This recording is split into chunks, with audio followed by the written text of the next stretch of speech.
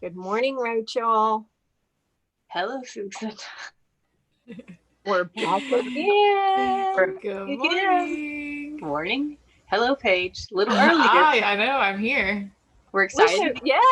We're so glad we can see your face and not the logo. Yeah. Yeah, it's nice to have you in person instead of behind the scenes. Every now and then. Every now and then she pops out and does a cameo for us. Yeah. It's like I had a thought. This week we're kind of going to bounce around a little bit, but talk about some of our most impactful trips. And because I think that's a good way for you to know what we do rather than just talking about what we do. Which one were you going to talk about, Rachel? I think one that I was thinking about was one that I did in, I think it was 2019 in Panama. And I wrote a whole blog about this, so I'll have to get Paige to put it up there. But I went with one of my host sisters in Panama, who we recently had on the chat, and it was an interesting experience because we, I don't know, I think in Panama a lot of the times the teachers they don't quite understand what the books can do for them and how they can make their job easier because they haven't been really trained on the resources. They haven't been told what they can do for the kids and how they can open up the kids' minds, and help them even with creativity. They just sort of see another thing, another resource, another thing they have to do that's going to make their job harder or more work. I remember I had that too when I was in Peace Corps, that the teachers, when I was sort of trying to explain the project, sometimes you would get this, I don't know, like this stare or this sort of unenthusiastic, like they're nodding along, but they're not really thinking this is going to make a difference or even help. Like it's not even going to be a resource, And there was this librarian named Vicente, and we kind of pulled up the first day, and I'm not quite sure the details behind the whole thing, but basically I think he just got kind of shoved into the position of being a librarian, and didn't really have any resources. I'm not sure if he had any training, and we come up and he's sort of half-hearted introduction, does not look excited to be there. And so I guess because we've sort of seen this before, I sort of had the attitude like, well, okay, it's just sort of another thing we have to deal with to get through the trip. Not seeming, I think I should have had a more sort of forgiving mindset, like, okay, he's going to come around, or it's not really his fault, But I was just sort of seeing it as, something to overcome on the trip. We were there for maybe 2 or 3 days and working pretty much the whole time in our standard atmosphere. You know how it is, the concrete zinc roof, you're sweating half the day, most of the day. And Vicente was there. I think when we got there at first, he was like, okay, I'm leaving at 5, or like he had like a time that he was going to leave. Right. The funny part was, guess who was the first one on the scene the next morning? Vicente. Okay. He is up and in the classroom, basically like waiting for us to work. And it was so interesting. I mean, we're not there for a ton of time. We're there for a couple of days. Vicente starts offering to give us a ride to lunch. And do we want, and he'll like basically stay kind of as long as we need him to. And it was just so interesting to see somebody kind of in such a short time. Yeah. Right. Oh yeah. And to be so uninterested. And then as we're explaining more, as we're persistent and we keep getting the job done, as he sees this thing unfold, from organizing all the books to fiction and nonfiction, you know, what an event that is when you get to a place, to just starting the process. Well, he starts asking questions. He starts asking a little question here or a little question there. And you sort of see his mind, his wheels start turning by his attitude and his willingness to stay with us.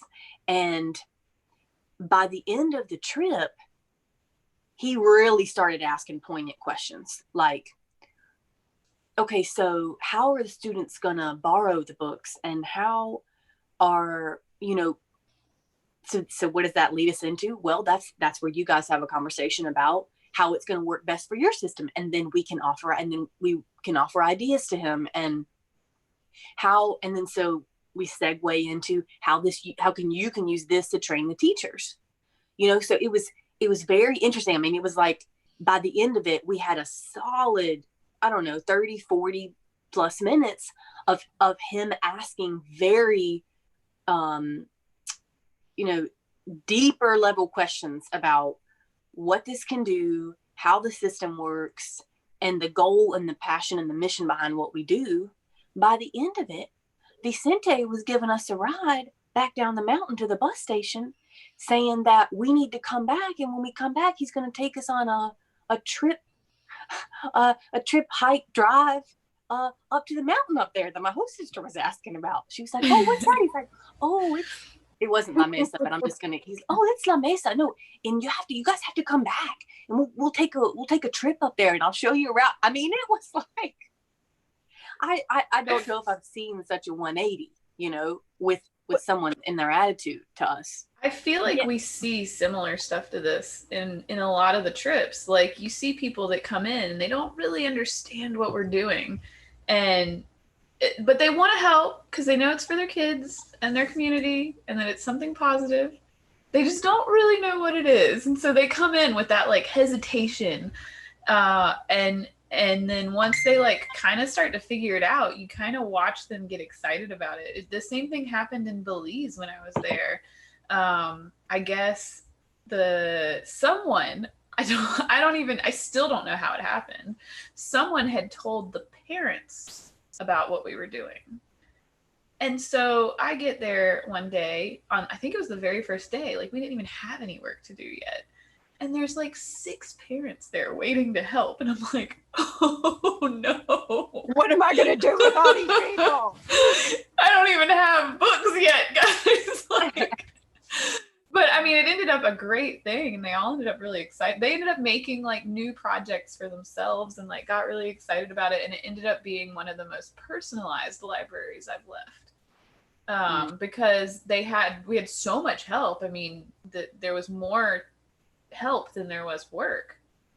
And the parents ended up like creating this new job for themselves.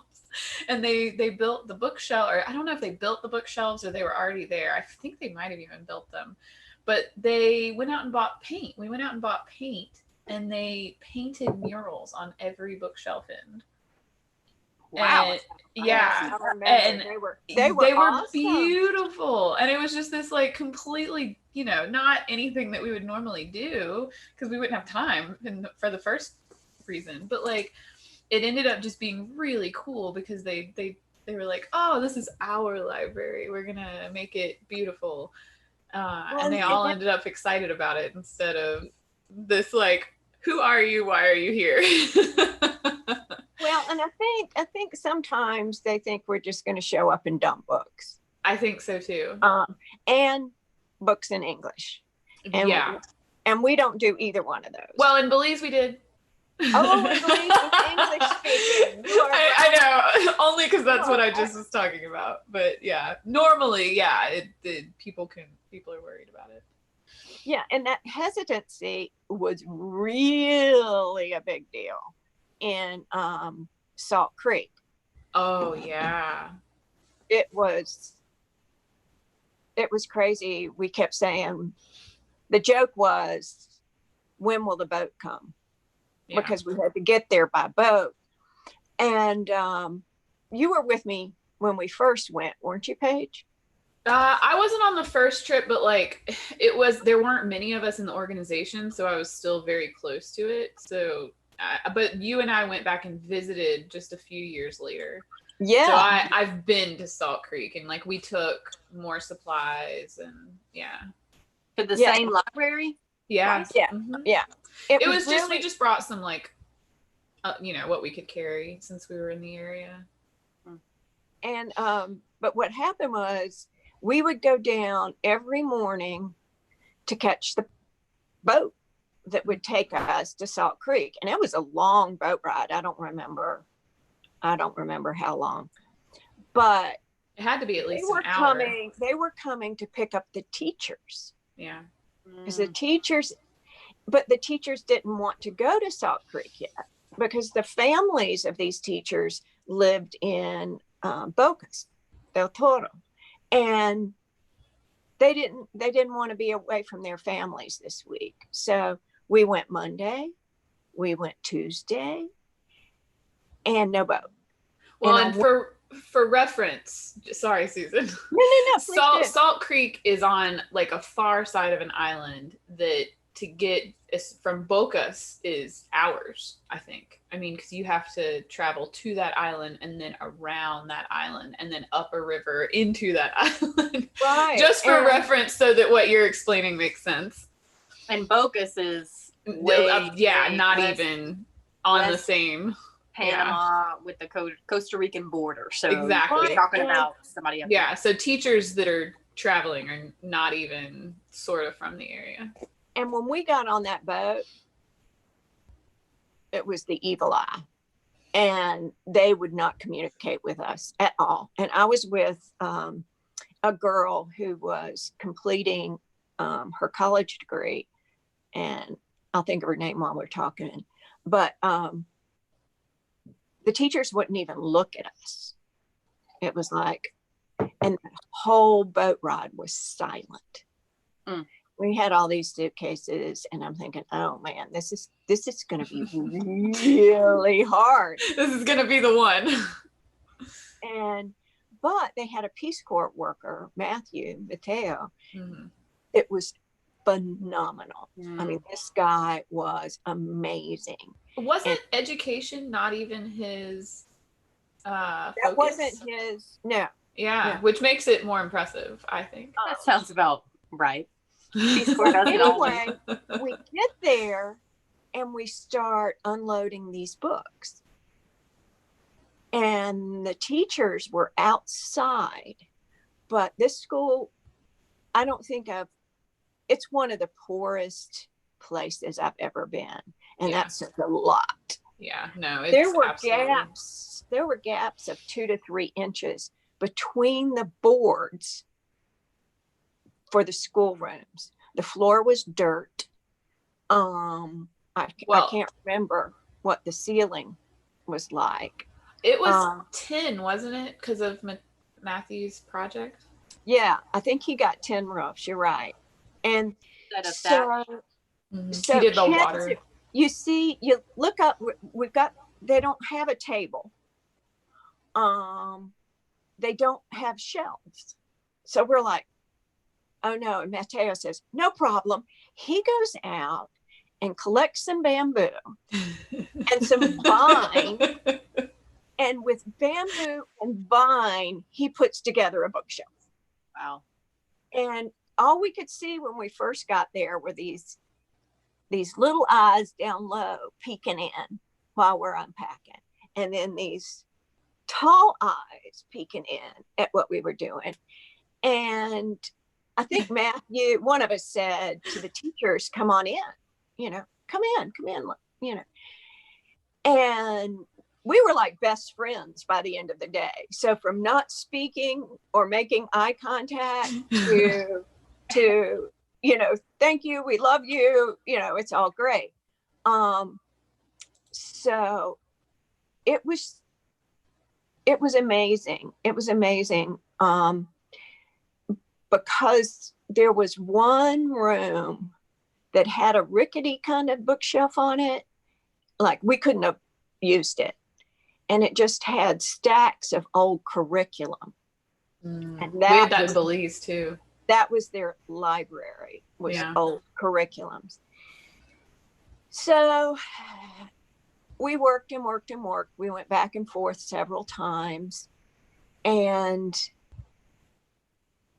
then when Paige was with me, we decided, this is my favorite. we decided to go back and check on it. That was an important thing to do, especially because this school was so poor and the shelf was bamboo lashed together with vines. So Paige, jump in whenever. No, it was this.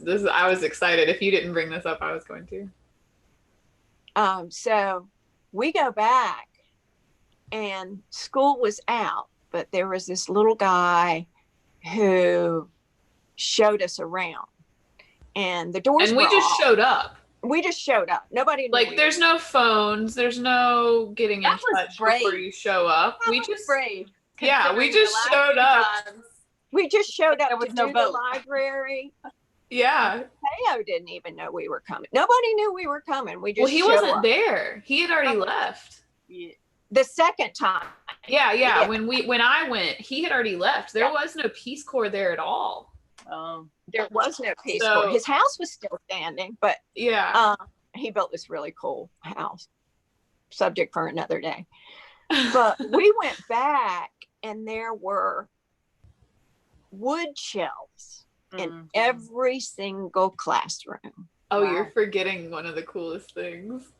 Oh, what? 2 giant metal cabinets. Oh, yes. Where they kept the good books. Yeah, because an expat had come to visit and seen what we did and seen how they were utilizing the library and how it had just become this like important center of the school and just a part of the community.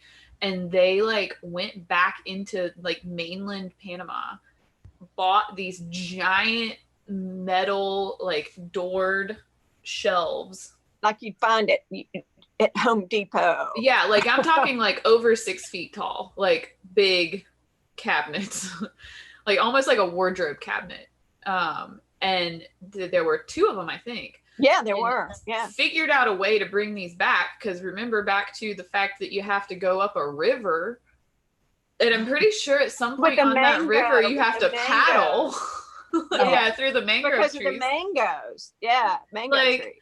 And so, you know, they brought these back to help protect the books because, I mean, this is pretty much an open air room. You know, there's just, you know, some boards with big giant gaps. I mean, which is common in a lot of the places we go to, but like especially this village is definitely like the most off grid. I think that it's not necessarily the hardest to get to. It takes a long time to get there, but just as far as like the living conditions, I think it's probably one of the furthest into off-grid territory as we've been to. And except for me, Jeremy's one of second. Yeah. Well, and that's why I say not the hardest to get to, not the hardest to get to necessarily, but definitely as far as like living conditions and like just the locals. Because this was also not a Spanish speaking community. This was one of the native communities also. Yeah, I don't know whether it was Nove or what's the other I can't remember which one they are. I think they were Nove. I think they were, but I don't remember. And it was very interesting. But yeah, so they brought these shelves in to protect the books. And so You're talking about one of those like big metal ones that closes with a latch. Yeah. Yes. And there were 2 of them. And they managed how do you know that the good books were in there? Was it labeled? They told us.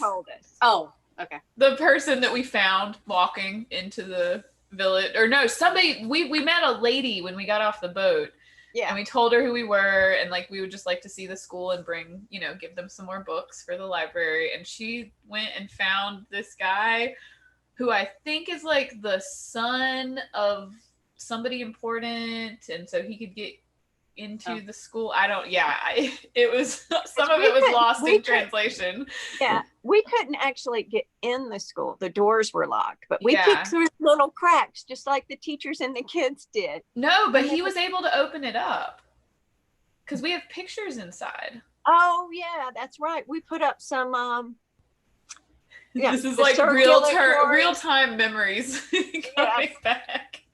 Yes, and it's bad because after a while they kind of run together. That's why I try to write a story about each one. This was also near the beginning. Yes. I mean, this was 8 or 9 years ago. Yeah. The second trip. And it was first of all, I mean, the teachers did a 180. Yeah. And when I went the first time, you know, whenever I go to a library to visit, you know, to go back and check on it, or at that point we were still kind of looking for sites. Mm-hmm. We don't look we have to go anymore. We can't, you know, the sites find us now. Mm-hmm. Yeah. So we did a hunt for, you know, checking out this place, you know, and I took a stack of books, and I remember I handed this little boy, he was sitting outside his house, and I handed him an M&M counting book. Aww. And there was one M&M on one page and two. Well, first of all, he'd never seen an M&M, you know, but he was also looking at it upside down. This is like a 4 or 5-year-old that had never held a book.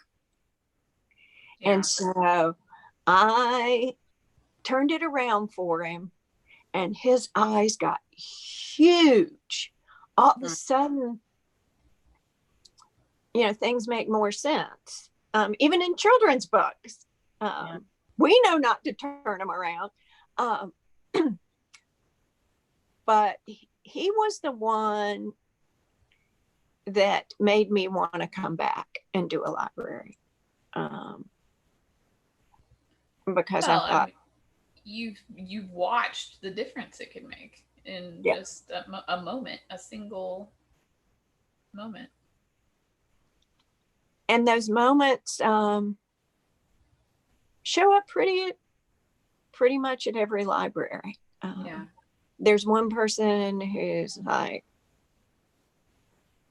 or frequently there's a person that's thrown in there, and the powers that be say, you're going to be a librarian as well as a teacher. And they're like, and they have no training, and they've not been told, like, this is how this can make your job so much more joyful, you know?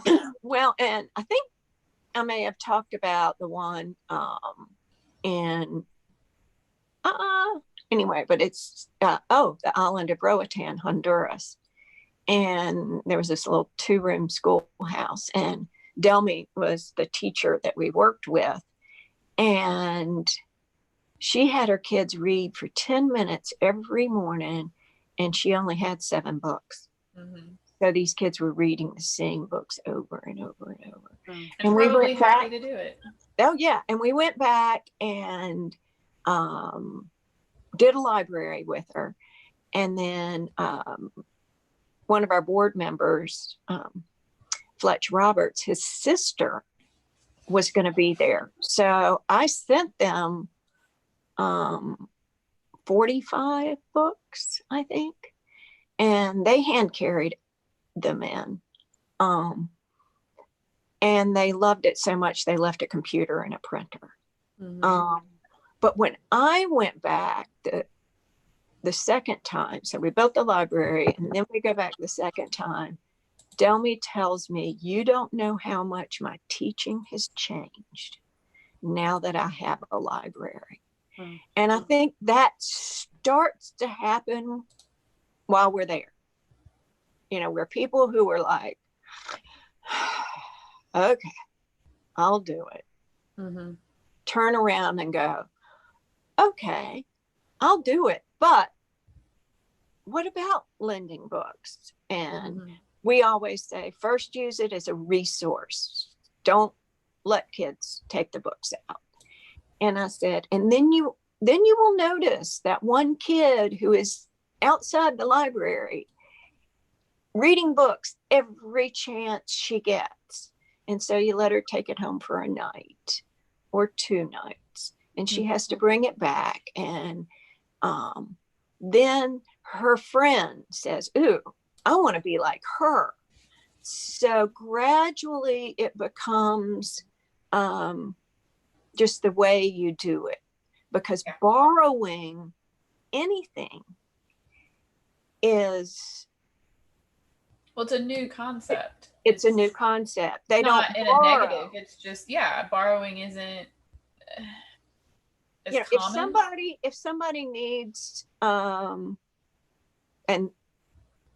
this is a random thing, but if somebody needs a machete to cut down some stuff, that means they want you to bring your machete and help them cut down the stuff. Yeah. It doesn't necessarily mean, oh, can I borrow your machete? Yeah. It has more, it's more than just borrowing. And so you have to not only teach people about books and organization and whatnot, but you also have to teach the concept of borrowing. And I think that's happened in most of our libraries. I was going to say, I know I've experienced that in multiple locations as well. So I like the conversation starter that it brings up when you, I think one of our goals is to extend the training of and leave them with more resources of how to move the library forward after our initial visit. But I love the conversations starters that we have around these big topics, right? Like borrowing, and how can we use this in the classroom, and how can we use this as projects for the students, and are we going to let the community borrow too, or is it just going to be the school if it's a library inside of the school? So I like when we get into those bigger topics, right? For the reasons of part of what we do. I think, Susan, you said before, like it teaches kids values. It teaches them responsibility. It teaches them various other underlying things that have nothing to do with actual books. So those conversations are always inside. I think you're like, your heart's lighting up a little bit when you get to start entering into them, especially if people weren't open in the first place. That was just about to say that. Yeah. And one of the things about one library at a time is, yes, the primary thing is to put a library in the community. But the secondary thing is to create community within their community. Mm. And the third thing is to create community between or with us. So we become part of their culture. And, I usually stay a little longer. I usually say, sometimes I even stay as long as 10 days, not necessarily at the site, because sometimes it takes. That's usually what my trips have all been, 10 days. But that includes the travel to get there, the book buying and everything. I mean, right. You're only in the site for. Oh yeah. Yeah. Because 3 to 4. Yeah, it's. I know people. It's hard to explain to people sometimes how a 10-day trip only equals 3 to 4 days actually on site. They're like, but wait. I'm like, what are you doing? It's a little bit different. Yeah, and we try to buy, if possible, we try to buy books in country for 2 reasons. One, it helps support the local economy, and the other is we can't carry any more books. Well, and we also we also find like different authors and like more local stuff to them in a lot of these places. I mean, we always get super excited about it, especially when we have a teacher that's like, oh, this person is from here, and we're like, we never would have got that if we just brought all the books from home. Yeah, and now we of course really encourage the new librarian to join us in buying books before we even get to the site. So that helps take care of this, what the heck are you doing here kind of feeling, because they start claiming the library as their library, not one library at a time's library, but their library. The minute we're in there going, what about this book? You want this book? What about this book? You want this book? And after a while, they're like, oh, let's get this book, you know. They get a little more vocal. They do. It's a whole nother time when they do the same like turnaround. Yeah. Because they're like, again, it's like they want me to go do what? Because in a lot of communities, I think in Panama, there are a lot of, basically it's American. So they're bookstores and you can get a lot of things. And in David in Panama, same thing. They have a really good bookstore, and it's the second largest community in Panama. In the big cities in Panama, but all of Panama is not like America. Yeah, I know. I was like, back up, Susan. Yeah, that probably wasn't the best way to say it. But in terms of resources, in Panama City and in David, but even then, like, I don't know. I think we've gotten so used to going to some of the more rural places that we see Panama City and David as like, there's everything. Yet, I mean, it's still hard to find, you know? I mean, finding a Sharpie in David was a challenge. I mean, partially because of translation.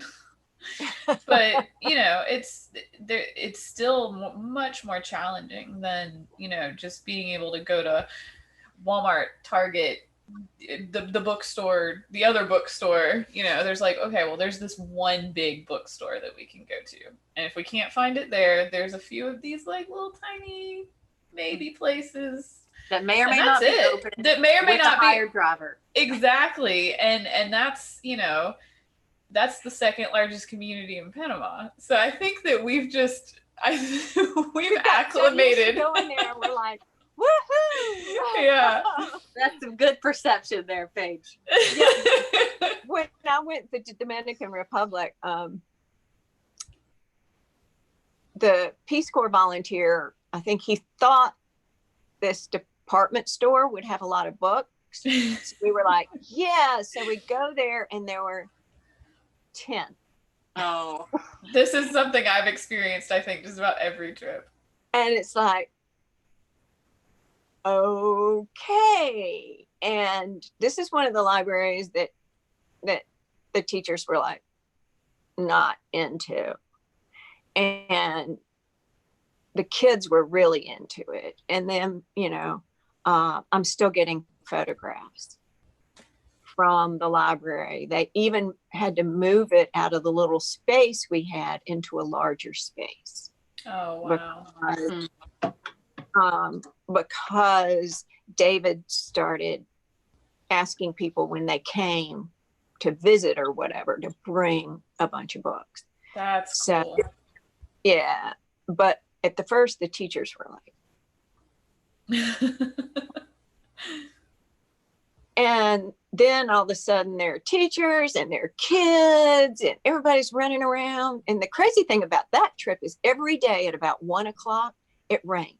And when I say it rained, we were under a concrete floor, thatch roof, and it would rain so hard. The water would be like 6 inches deep, rushing by us. And you couldn't talk. You couldn't hear each other because the rain was so loud on that roof. And so we just handed everybody a book. I was going to say, you guys weren't there making cards. Somebody can't. That's still read. Useful time. But it was like, let's give the books to the kids and see what happens. Yeah. And we did, and they would read a book and then trade it with another person. And that's like cool. I said, some of them couldn't read and some of them couldn't. But they fed us lunch from the cafeteria every day, and that was interesting. I did that in Panama too. Yeah, interesting. I Good. love when somebody cooks for me. I'm like, Oh, me too. Oh, No yeah, complaints. it's good. And You then, just never know what you're gonna get. Yeah, that's true. and it's not going to be something you get here. No, it's not gonna be anything you know a name for. It's just what it is. And things, I remember at one library we had plantains, and there was, you can tell me, Rachel, but there were the plantain chips. And then what's the other one? Well, there's platanitos that are kind of like chips. Then there's plátanos. Yeah. Like, well, in Panama, you call them patacones when you fry them. I was gonna say Patacones. those are my favorite. Yeah, me or too. tostadas in some other South American countries. I think usually it's a standard chicken, rice, bean situation. That's Yeah. like the staple meal. Yeah. In several of the countries where we go to, I think. Definitely Sometimes several. the spices are different. Yes. And sometimes, depending on where you are, you get fish. Yeah, that's true too. That's a good day. Yeah, we had a lot of fish in when we were in Salt Creek. That area when we were on that island. We'll have to come back and talk about that one more because it was just so unique. But we are at our 30-minute, actually a little bit over. Okay, So well, I think we could easily do this a few more times and have plenty to fill the time with talking about some of the fun, exciting adventures we've had. and I wrote a story about Vicente that I'll send you, Paige, so we can put up for people to read. Perfect. Yeah. Yeah, it's good work. It is. It's just good work. The fact that we can sit here week after week and just have a plethora of stories to tell and not tell the same one twice, like, and we're always smiling and laughing about it. It's a good sign. Oh yeah. When people ask me what I do, sometimes they're like, kind of gushing over what I do, and I'm like, no, this is good work. This is good work. It's rewarding for us too in a lot of ways. It's and a lot and of educational. And a lot of times the people like your guy, Rachel, want to they want to do something. They want reciprocity. So we give them a library and they say, come back. I want to take you up to this mountain, or you have to stop and see this beach, because they want to give back to us as well as what. Gosh, we could probably do a whole day of just talking about those experiences. Yeah. Well, we better go. Yes. We all have full days ahead of us. Yes. Y'all have a good rest of the week. You too. We'll see you next week. All right. Bye, guys. Bye.